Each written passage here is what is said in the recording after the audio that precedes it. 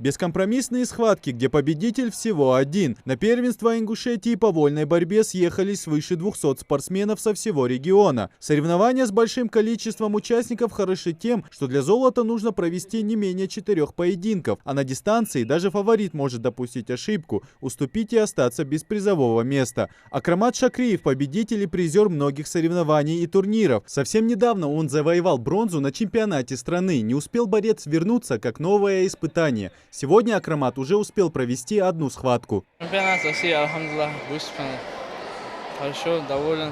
Немного не доработал, надо еще доработать. Ошибки есть, надо еще доучить. Не тяжело то, что ты недавно вернул соревнования и опять у тебя? Ну, не тяжело, я еще сборную России прошел, немного в форме как раз. Сборная республики выступил и дальше.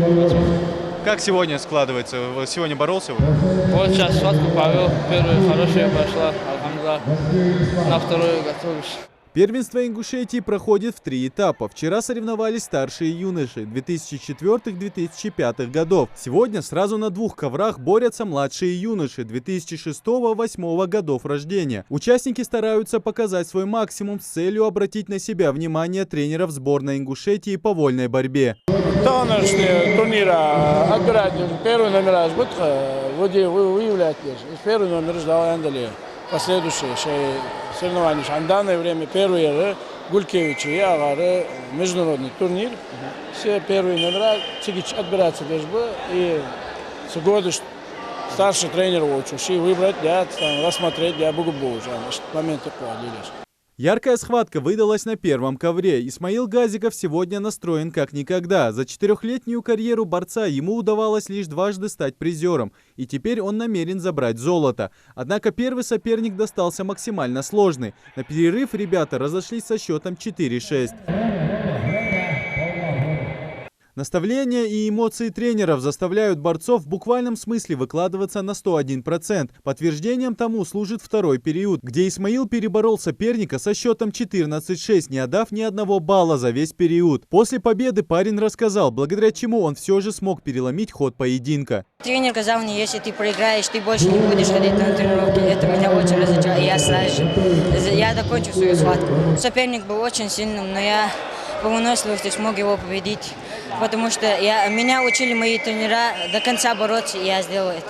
На турнире присутствуют судьи всероссийской категории, а также заслуженный тренер сборной Ингушетии по вольной борьбе Султан Батыров. Многолетний наставник отмечает хорошую организацию и уровень борьбы. Говорит, что сейчас очень подходящее время для просмотра молодых ребят. Со сборной тренировка делаешь, саргион, шей тренер, хожим болуш, сахам дигертва, анкуан юниор болотуш, буакабар, сарил буакабар, Ставрополь бахбежбы, лом, холдут, холдут.